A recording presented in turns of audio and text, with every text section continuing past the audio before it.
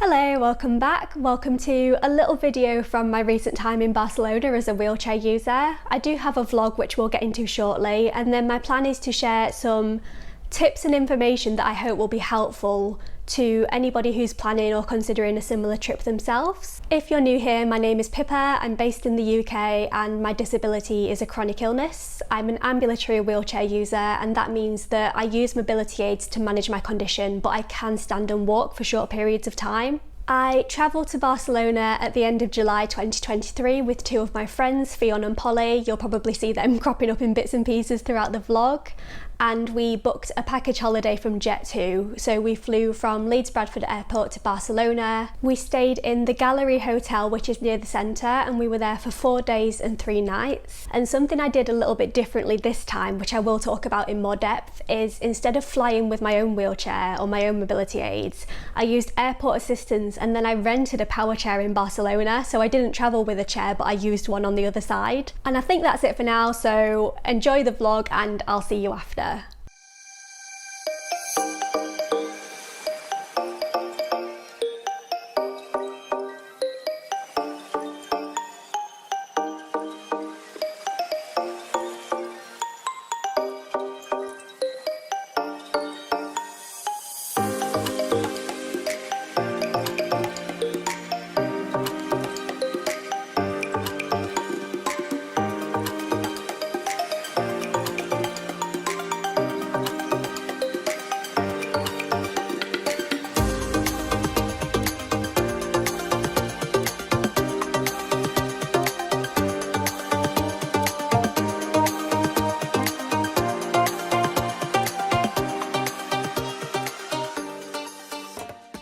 Hello from Barcelona, doing a sneaky little clip. Stop laughing at me.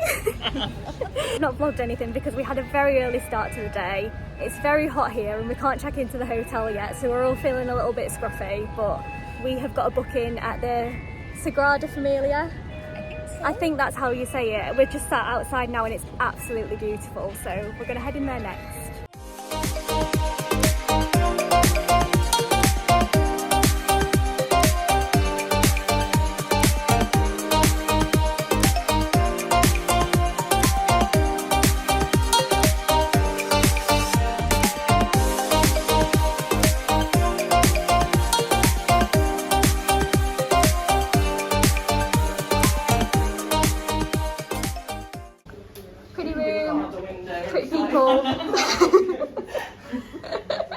I'm sorry, I didn't realise I was interrupting a moment. Robes and slippers, we've gone up in the world. Is that a bath? Yes. Oh, nice. Yes, I agree.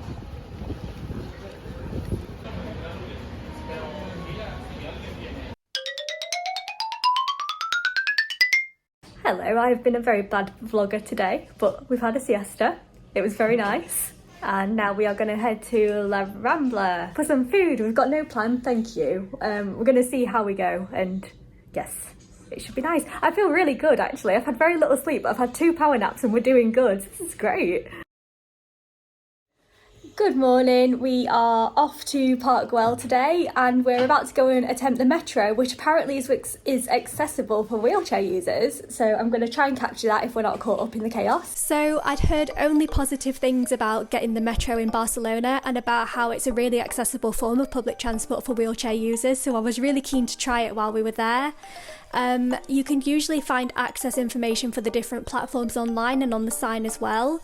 Usually it's the case that there's a lift at street level and you get in that lift and it takes you down to the station yourself, and from that bit you can purchase tickets. I didn't see many help points, but maybe that was just me missing something, and after you've done that you can proceed to the ticket barriers. Now I envisioned this section of the vlog being a very helpful how-to guide for if you were going to get the metro, but instead I'm going to show you how not to get through these ticket barriers. Got it, okay.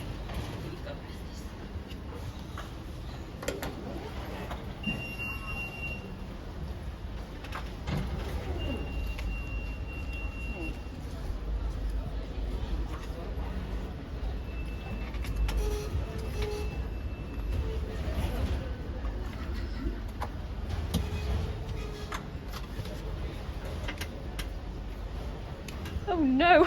Oh god! Shall I put it, there's a thing, shall I put it in here? Yeah. Or the other way. No. Do you think I should just come out? Yeah. Right.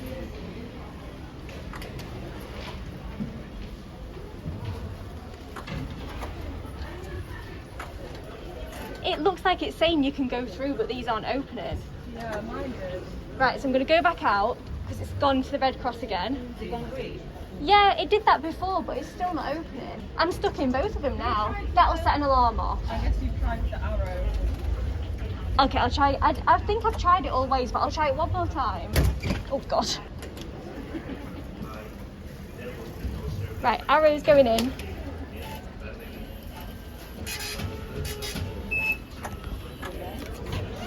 Oh my God. Yeah, saying lift down to L3.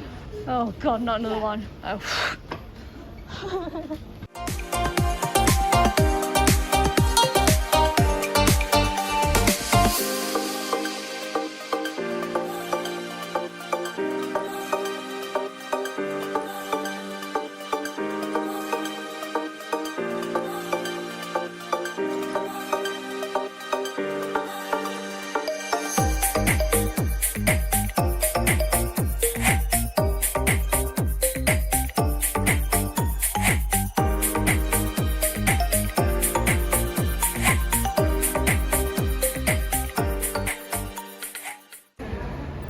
I can do this. Oh, is it open? Yeah. Oh, lovely. I can do this then. When a dog's coming. We've had an ordeal. We've had a very eventful journey. You haven't told you the half of it yet. Oh. But we're in. We're in Park Guell and we're just going to take it really easy and have a little explore now.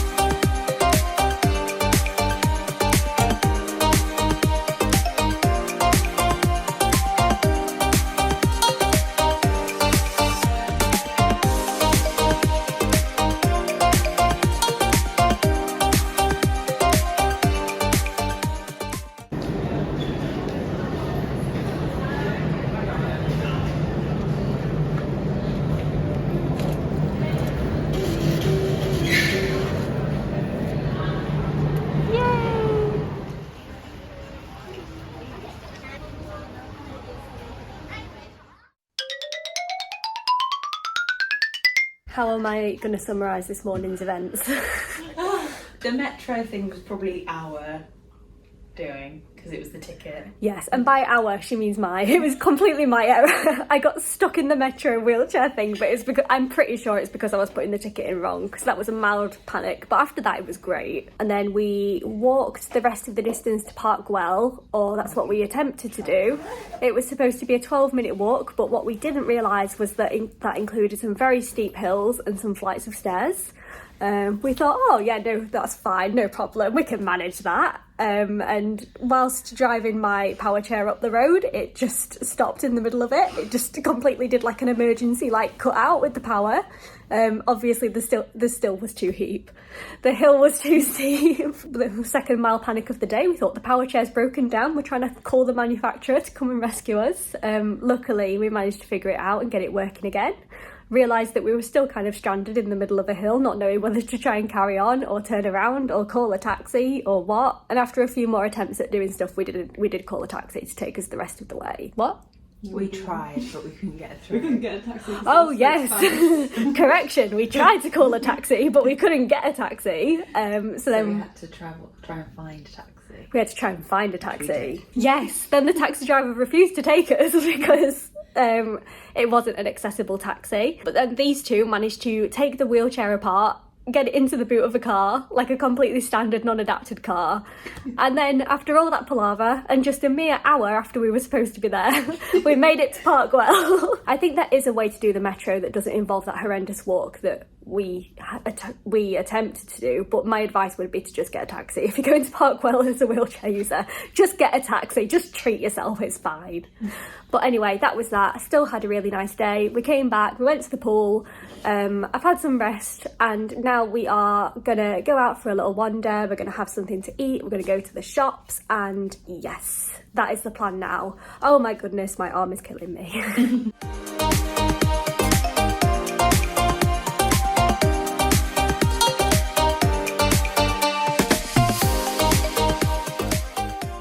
Morning. It is Sunday today. We've just got up and had some breakfast, and today we are off to, how do we say it? Ciutadella. A park near the beach. A park near the beach. And it looks very nice, and this one's free to get into, so we thought we'll go there and then we will have a wander down to the beach. It is supposed to be the most accessible beach in Barcelona, so I will report back.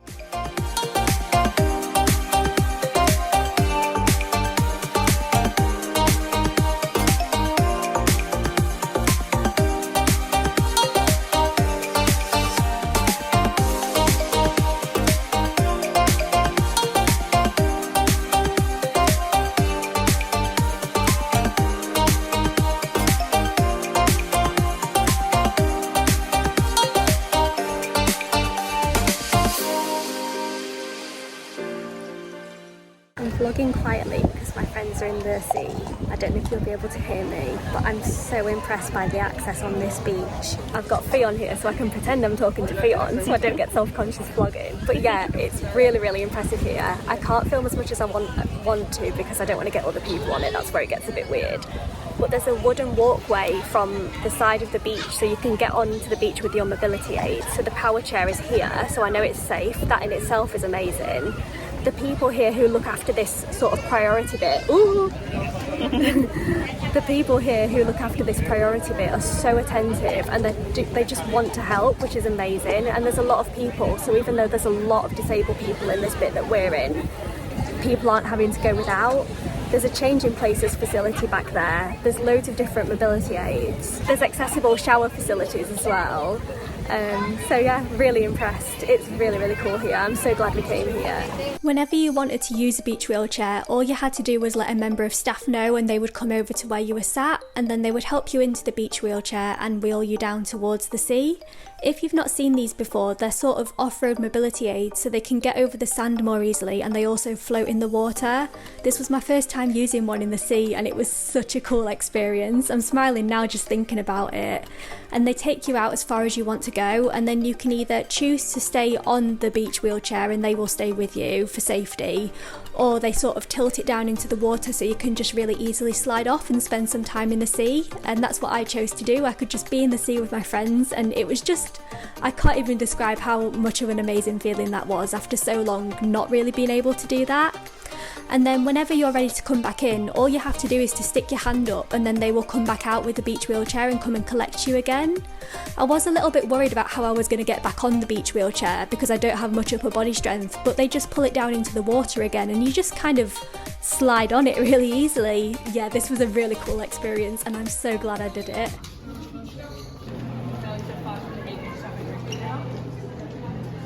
The holiday's taken an unusual turn, whereby the woman we've seen on campaign political posters all over the UK, we are now rooting for in this live, these live results. Yeah, we're not necessarily rooting, we just know who she is. You should not consider this an official endorsement of any of the candidates. I didn't really film much during the evenings while we were away, but I think it was just because I was enjoying time with friends. But the next morning we got up early and headed back to the airport. Unfortunately, assistance wasn't quite as smooth this time. I ended up having to walk a fair way without a wheelchair, which made me feel really poorly, as you might be able to tell. I was trying not to faint, but I was fine, and we got on the flight and headed back to the UK. So if you were just here for the vlog this time, I hope you enjoyed it, and if not, let's chat about all things Barcelona with a chronic illness. Okay, so in order to share some helpful information, I've divided this up into 4 categories. I've got using the airport assistance and renting the power chair, managing food allergies, general accessibility in Barcelona, and then I'm going to fangirl about the beach a little bit more. So as I briefly mentioned before, instead of flying with my own mobility aids this time, I chose to rely on airport assistance, and then I rented a power chair on the other side instead of taking my own.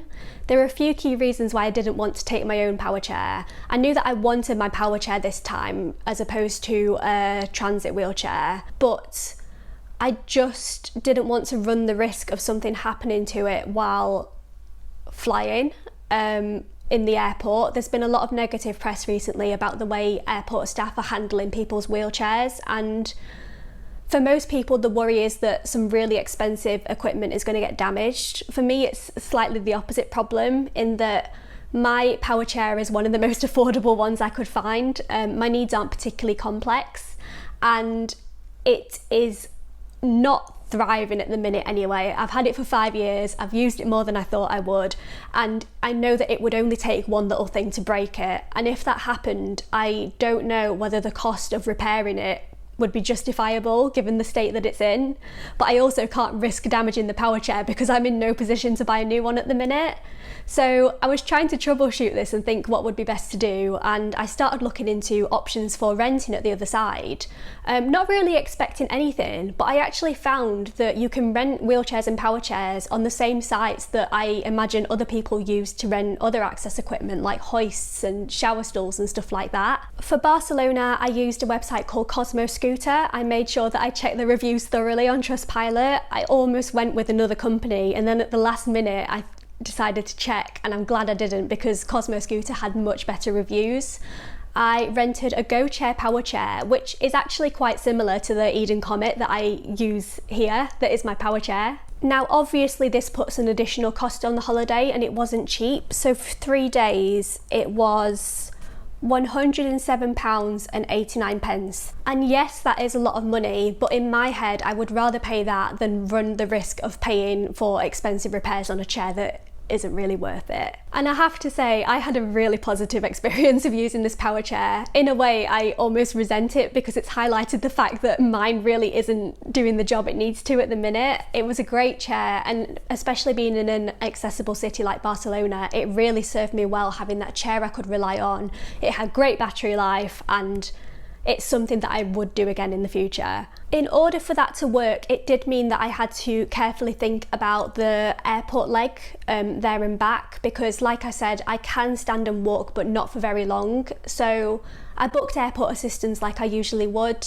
Because we booked the package holiday with Jet2, they had a dedicated access number, and I had a really great smooth experience booking access through them. I made them aware of the fact that I would need to use an airport wheelchair, and I also flagged that I had a severe nut allergy so that they play the announcement on the plane. I was really impressed with the assistance at Leeds Bradford Airport. I believe it's the first time I've used it there, and it went really smoothly both ways. So I picked up the airport wheelchair right from the passenger assistance check-in, which is right by the main entrance. Leeds Bradford Airport isn't a big airport, so it is quite easy to navigate. One of the things I was concerned about was that there were 3 of us travelling, and we all had hold luggage as well as hand luggage, so I was trying to figure out how we were going to pull 3 wheelchairs over to the check-in desk.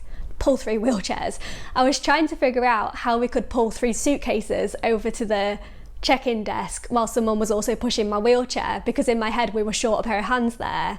But the good thing about those airport wheelchairs is that you can fit a small case on the bottom of the wheelchair, so that it would have alleviated some of my worries if I knew that in advance, so I hope that's helpful to share. The only hiccup I had with assistance was on the way back flying from Barcelona Airport, and that was purely because I couldn't find an assistance check-in desk. I'm still not entirely sure that it exists. I'd be interested to know if anybody has flown from Barcelona Airport, the main airport, BCN, as a wheelchair user. I couldn't quite work out what the usual process is there, and it meant that in order to even get the wheelchair, we had to walk all the way to the Jet2 check-in desk at the other side of the airport, and even then they had to call somebody, so it was another 10-15 minutes before the wheelchair arrived, and I did really struggle with that. I felt really poorly from the walk-in. On reflection, what we could have done is I could have stayed at the entrance and my friends could have gone, but then they would have had to have walked all the way back, and it was a significant distance, so I thought I've got to at least try and walk. One of my friends jokingly said maybe we should have just got one of like the luggage trolleys, and that actually genuinely would have been the better solution, so just be aware of that. Maybe there's something really obvious that I missed, but I'm not sure. There are a few great travel options from getting from Barcelona Airport into the centre. We could have done a bus, we could have done a metro, but because I didn't have mobility aids, we decided to play it safe and we just got a taxi. And split between the cost of 3 people, it was fine. I believe the taxi was equivalent to about £40 each way. I really had a positive experience renting mobility aids in this way, and it is something I'll consider doing again in the future. So maybe if you, like me, are an ambulatory wheelchair user, maybe it's something to consider if you're nervous about flying with your own mobility aids. Food allergies, let's talk food allergies. I did something really silly on the way out. Even when you book assistance, if you flag that you have a food allergy, then they also recommend that as you're boarding the plane, you mention to the crew who are greeting you that you have a food allergy, just to remind them that they need to play the announcement and they need to be aware of it. And flying out to Barcelona was the first time in 12 plus years that I forgot to remind them to do the announcement, and it was very, very, very lucky that they knew to do that anyway, because oh my goodness, that was a really silly error on my part, and I can only put it down to being very early in the morning, having a lot of other stuff on my mind. So yes, always remember to remind the staff to do the food allergy announcement, and that's to avoid them serving nuts on the plane and encouraging other passengers not to consume nuts on the plane, because it poses a risk to life for allergic little beans like myself.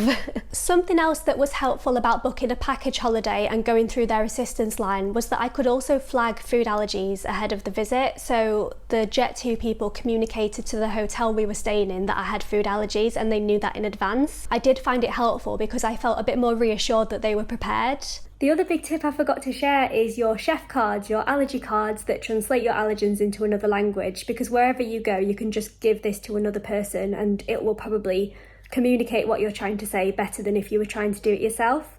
A lot of places charge for these now. There is a website where you can get them for free, and I will leave that link below because these are a lifesaver. Quite literally. Now, with food allergies, I have a really bad habit of getting my hopes up whenever people say that they can accommodate my food allergies. I get really excited. I should mention I have a mix of severe allergies, normal allergies, and a couple of intolerances thrown in for good measure. So there's a lot of food that I can't have. It's not like I'm just trying to avoid one allergen. I think the current count is 16 allergens, which is just ridiculous. And even though I'm fully aware that it would be very, very difficult to accommodate me and provide really, really delicious, great food that doesn't make me feel like I'm missing out, I still always get my hopes up and I'm always disappointed, and that's a me problem, that's not a them problem. I get my hopes too high. And the reason I say that is because when we got to the hotel and we checked in, they invited us to go and have a chat with one of the people who looks after the kitchen, which I also thought was really good because I don't necessarily think that's normal practice either, but they said let's just chat through your allergens, and we were just there sort of like 5 minutes, so it didn't take away time from the holiday. So the first day at the hotel was absolutely gorgeous, by the way. I'd recommend it in a heartbeat. It was beautiful and the staff were great, but my first breakfast was a struggle. There was very little I could have, but the second day I think they kind of realised that I was struggling and they had a lot more available, so that was really good. And the other thing I did was we went to the supermarket and I bought a loaf of bread that was suitable for me. I don't even want to imagine what I must have looked like rocking up with my bread in the morning. I must have looked so high maintenance, but I just took a couple of slices of bread and I put them in the toaster, so at least I had bread with it, and that made a really big difference. And I could tell they had made the effort to accommodate me, so I don't want it to sound like I'm ungrateful, because I do think, all things considered, they were probably better than most. My other big tip that anybody with food allergies probably knows already is to try and take a good amount of safe snacks from home in your suitcase. I thought I'd brought a lot, but after this experience I understand that I need to pack more, just so that if something like that happens and I haven't had much to eat that meal, I just need to know that I've got enough in me that I'm not going to be hungry and it's not going to make my condition management any worse either. I might have a clip of what I put in this time actually. If I do, I'll put that here. I've got my trusty Dove's Farm OT bars. I've got six of those. I've got 2 little packets of Star Mix, because one of my biggest struggles is getting FOMO when people have nice desserts or ice cream or good food. That's one of the times I feel FOMO the most. And I mean, Star Mix isn't going to take that away, let's be honest, but it's better to have it than not to have it. In terms of other meals, I will say that I struggled with Spanish cuisine more than I expected to actually. I really feel that they understood the severity of food allergies and they were really careful, which is obviously the main thing. I actually found my intolerance to dairy was the most difficult thing, because a lot of traditionally Spanish dishes do have a lot of dairy in them, and we were trying to eat authentically as much as possible. Yeah, so the first night we had an evening meal, I was already really hungry, and there was one thing on the menu I could have and it was a starter. So yeah, and again, I get a bit like meh when that happens. I shouldn't do, because it's completely unreasonable for me to be upset. And I try really hard not to be, but sometimes I do get FOMO when I can see good food all around me and I can't have it. But again, that's a me problem. But yeah, I found that in all the places we went to, they did have comprehensive allergy advice available, which was great. And I could tell they were taking it seriously. So on the middle day of the holiday, I was at a point where I'd eaten very little food for about 24 hours, and we did just go to the Hard Rock Cafe just to get a decent meal down me. But other than that, we did try to eat like as authentically as possible. And on the last day, I had a really positive experience where I had paella or paella, I don't know how you say it, nothing sounds good in a Yorkshire accent, and I was able to share the meal with my friends because nothing in it contained my allergens. So even with no adjustments to the meal, we could share that meal together, and that's something that only happens very rarely for me, so that felt really, really special, and it was delicious as well. I think my take-home point on the allergy side was that I was a little bit complacent this time. I think in the future I need to do more comprehensive research in advance and identify some safe places in advance to know what my options are. I definitely think the buying the bread in the supermarket is a good hack that I'll probably end up using again in the future. And if you're planning a trip like this with multiple food allergies, I just really encourage you to take a lot of safe snacks and options so that you know you're covered even if things are difficult. Now let's talk about accessibility, because I'd heard on the grapevine that Barcelona is one of the most accessible cities in the world, and I definitely think it lived up to that. It was just incredible how accessible the city was. That's not to say that it was perfect. There were still challenges. It's not universally accessible, but it is without a doubt one of the most accessible places I have ever been. It wasn't just that the buildings and facilities were more accessible, but it was also just things like the drop curbs being really smooth and genuinely dropped enough for you to get your wheelchair up, and the fact that you weren't constantly having to strategize where the next curb was. They were just there. I think just in general, a lot more thought was given to access than it was in other places. So even on the cobbly surfaces in the historic bit of town, there was smooth paving running through, which I'm fairly confident was designed for wheelchair users so that you had a much easier ride and you weren't like bumping over all the cobbles, which as somebody who lives in York, that is not a new experience for me. And I cannot even imagine how much of a difference it would make if something like that were implemented here, but I just can't ever see it happening. The metro was absolutely amazing. Even if you watch my mishap with the ticket, which was entirely my fault, I can't tell you how empowering it was to just be able to just get on and get off without booking assistance. Like, you just go down in a lift and you can get through everywhere. Although I will say, when I am lucky enough to go away like this, I'm always thinking, would I be able to manage this on my own? And one issue we encountered with the metro was that the ticket machine in the accessible bit of the building wasn't working, and to get to another ticket machine or to access help, you had to go up steps. So if it was just me, that would have been an issue. Luckily I had my friends with me so they could go and then come back with the tickets. So again, I'm not quite sure what the protocol would be there. I'm always really reluctant to press the help buttons because I'm always really scared that it's going to set an alarm off. Boarding the metro, there's still a tiny gap. It's level boarding, but it's still a tiny gap. In the wheelchair I had, it was fine. If I was in my own wheelchair, I think I might have struggled. So that's just something to be aware of if you too are working with slightly flimsier mobility aids. In terms of access at the attractions we visited, again, like I said in the vlog, if you're going to Park Guell, just get a taxi. Don't try and do what we did on the metro. We had the best of intentions, but I think it would just be so much easier to just get a taxi. We figured out on the way back that there might be a way to get to Park Guell via metro and doing a walk if you got on and off a stop earlier, because it took you a different way.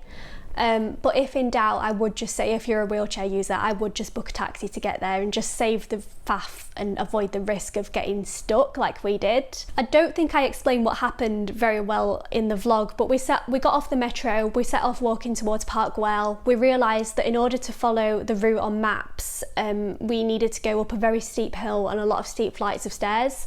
Obviously the stairs weren't doable for me, but I thought I'll go on the road. It wasn't a busy road, so I thought I'll go on there alongside. inside. I did think it was going to be too steep, but I thought, you know what, we're being brave, let's just try and do it anyway, not realising that being brave does not overcome the fact that you are using mobility aids and it's just not magically going to make the world more accessible.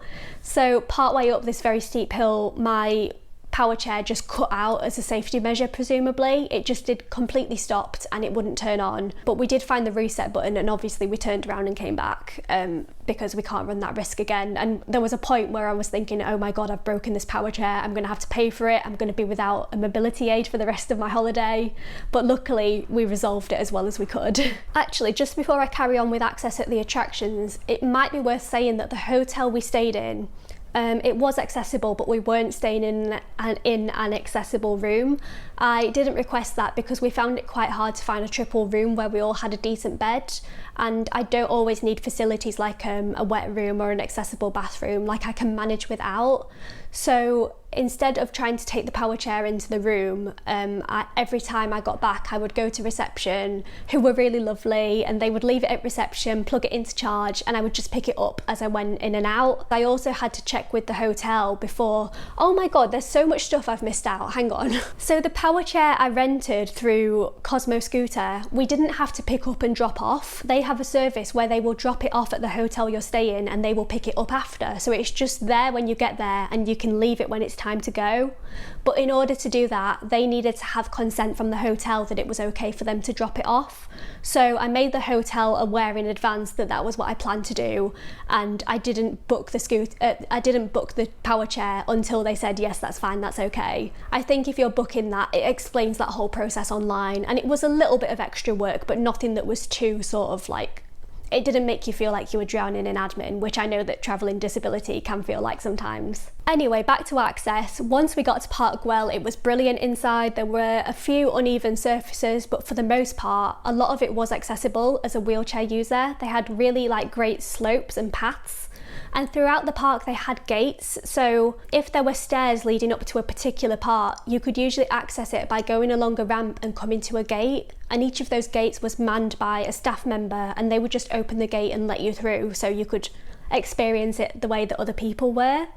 And something that we all noticed was that the people on these gates were so attentive. Even if they weren't stood directly next to it, they were always checking to see whether there were any disabled people who wanted to come through.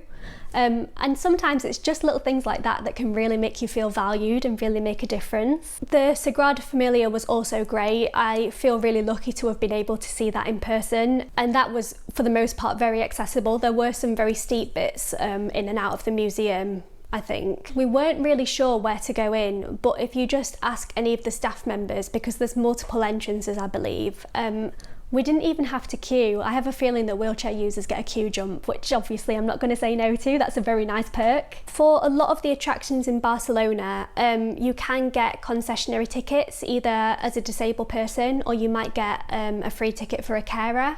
Sagrada Familia was particularly amazing because as long as there's one paying person getting a ticket, a disabled person and a carer can both get in free. So we paid for one ticket between the three of us, which was a massive saving. So it's always worth checking when you're booking your tickets. And I would advise booking tickets in advance before you get there because it's a lot cheaper and you'll be able to find the info you need about any concessions you might be eligible for. If you read those eligibility criteria, you will find that a lot of places do recommend that you bring medical evidence with you. This is a facet of disability that I really don't love. I really don't like feeling as though you have to prove your disability to a stranger in order to access adjustments, but whenever I travel I always carry around with me thorough documentation. I've got my diagnosis letter, I've got all my medical evidence and stuff like that, and even just the peace of mind of knowing that you've got that printed and you've got it in case you need it, I think makes it worthwhile to do. I think I've got a clip actually of putting that together. If I do, that'll go in here. These are the documents I'm getting ready for the medical side of travel. These are letters of evidence. This is for my allergy situation and the fact I'm carrying EpiPens. This is sort of a catch-all letter that my GP did for me a while ago that kind of says this is my diagnosis, I'm a wheelchair user, limited standing and walking time. This comes in most useful out of anything, I would say. That's my COVID pass to say that I've had 2 vaccines. I'm not sure that the regulations require it anymore, but I think it's useful to carry just in case. These are 2 copies of the same thing, and this is just proof of prescription basically. So I'm travelling with my prescription medication in my hand luggage. There's quite a lot of it, and obviously you've got to carry proof of that. I'm hoping this is going to be enough, and in the past it has been enough, because if I were to carry all of the medication in all of the original boxes like it used to say, I would have no room for anything else. So this is going with my documents. I'm also going to put a copy in the little bag that I take my medication in, just in case it gets pulled up while it's being scanned or anything. And then that's just a copy of my passport. But yes, I think Barcelona definitely lived up to the reputation of being a really accessible city. It was just incredible to experience that kind of environment and to know that a thriving city centre can be accessible like that. I just felt really comfortable getting around, and I had less worry about access in the back of my mind. I felt like I had to make fewer contingency plans, and just stuff like that can make all the difference, especially when you're dealing with a chronic illness. And I suppose that brings us really nicely on to the last thing I want to talk about, and that is the beach, because oh my goodness, that beach is one of the coolest things I have ever experienced in my life. It was absolutely incredible. I don't know how you pronounce it, but it's spelt like Nova Icaria. And it is a little bit further along from the main beachfront where a lot of the hotels are. There were really smooth walkways to help you get down to the beachfront, and then really easy wooden walkways leading you directly onto the sand. There was a sort of like clearly marked accessibility area, and there were staff there, and we weren't quite sure what the etiquette was, so we went up to the staff and we just said, are we okay to sit here? Part of me thought that it was going to be a paid for service, which I actually would have happily paid for, but it was completely free at the point of use. And they essentially helped us to just find a little spot that was suitable. I had to sign a form, which I believe is probably just some kind of waiver. I could have the power chair next to me, which was great for peace of mind. I will say that it's obviously a very popular beach with disabled people, so this enclosed area, there were a lot of people in there sharing the space. So if you are still shielding or distancing yourself, or you find it challenging to be in close proximity to other people, I don't know how suitable it would be for you, but we did go on a weekend day in summer, so maybe it was just a busy time anyway. And it was actually really awesome to just see so many disabled people congregated in one place. It was really cool, and everyone just having a lovely time, and just that nice sort of community atmosphere. The staff explained to us that there was a changing places toilet facility. I ended up using that later in the day, and it was absolutely spotless. It was being regularly cleaned. There was an accessible changing room. And then the really amazing thing that really won me over was the beach wheelchair, and the fact that all of these staff were there ready to assist you with it, no matter what time of day it was, no matter how many times you wanted to go.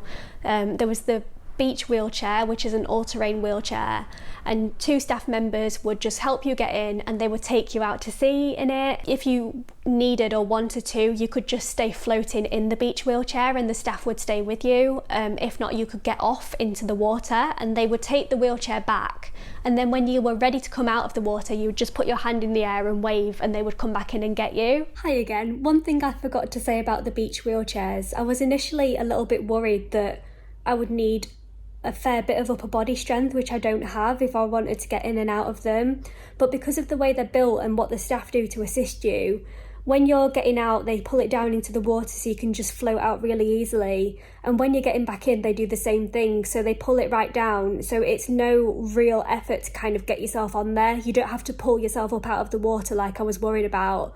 The whole thing was actually a lot more seamless than I initially thought. I have never seen anything like this before in my life. I've seen one beach wheelchair and lifeguards who were there if you wanted to use it, but to have facilities like this and so many of them, and it was clearly a very popular service because these people, these incredible staff members, were in and out all day, and I can't imagine how physically demanding that job must have been, but they were so kind and willing to help. yeah, I just felt really confident in doing it. I always worry about being an inconvenience. I worry about people staring at me.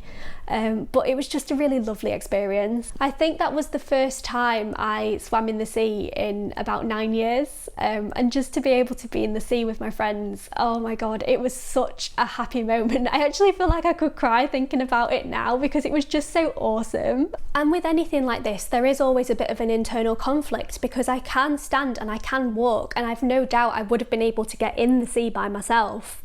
But the fact that I didn't have to worry about getting in and, more importantly, getting out and walking uphill, which is always the challenge, it meant that I could spend more time actually in the sea and enjoying myself and not worrying so much about it. So that's what I'm trying to remind myself anytime I think, oh, well, who do you think you are? You don't deserve these accommodations, they're clearly not for you. It helped me to have a much more positive experience and take care of myself and suffer less payback and less repercussions, and less of a negative impact on my health, which is one of the main challenges of my particular chronic illness. After the staff had got you out of the sea, they took you straight to the shower facilities, and you stayed in the chair, and they had a hose of running water, and you could either just shower yourself down or they could do it for you depending on your preference, and then they just took you back to where you were sat. It was such a good afternoon, and it was almost like a pinch me moment. I just kept looking up, and the fact that I was in the beach and I could go in the sea whenever I wanted, and I was there with my friends and the sun was shining, and I was in a city that clearly cares and values about disabled people's happiness too. It was just awesome. I can't say it enough. The only sort of blip in terms of me recommending this with all of my chest is, obviously I was using visible mobility aids on this day, but on other days my disability is less visible, and at one point we were debating getting a taxi to the beach so that I didn't have to take my wheelchair. And the reason I say that is because I know a lot of disabled people and those with chronic illnesses don't have visible mobility aids, and their condition is less visible, and I don't really know how that would have been accepted or accommodated if they were to use that area. I'd actually be really interested to know if anybody has navigated that while having a less visible disability on that day, and whether you received the same accommodations. I really hope so. I really hope that's the case, because I think people with less visible disabilities should be able to experience this joy too. So, as I think you'll probably be able to tell, I have a really positive impression of Barcelona as a disabled person. It was a great experience. I really felt that the culture in Barcelona was accommodating and accepting too. I found that there were less people staring at me as a younger wheelchair user than there are in the UK, and people were sort of instinctively helpful where they could be, but not sort of performatively and going over the top and fussing over when you don't want it. It just seemed like disability as a whole is something that the locals were just much more comfortable and at ease with. I would recommend Barcelona as a holiday destination in a heartbeat. Oh my goodness, if I could go back again now, I would. I feel like I'll definitely be back again in the future, just because a lot of things that are usually challenging did seem a lot easier.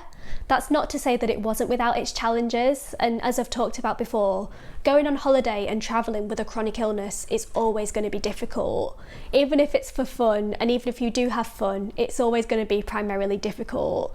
But all of that said, I felt like the toll on me was a lot less this time than it has been elsewhere. If you have any further questions, do feel free to leave them in the comments and I will answer them if I can, because I know that planning trips like this can feel quite overwhelming, and I'm still very new to it myself, but this has really given me a confidence boost, and it's made me feel like maybe I can explore more places. Maybe this is something that I can add to my life now, when for a long time it has been completely out of the question. Thank you so much for watching if you made it this far, because I think I've just sat here and rambled, and I feel like I've been talking really quickly as well, so I do apologise. I just really hope that this gets information out that I would have found helpful personally. You can subscribe if you want for more little adventures and day-to-day life with chronic illness. I'm so grateful you're here though, just thank you for watching. And yes, I will see you next time.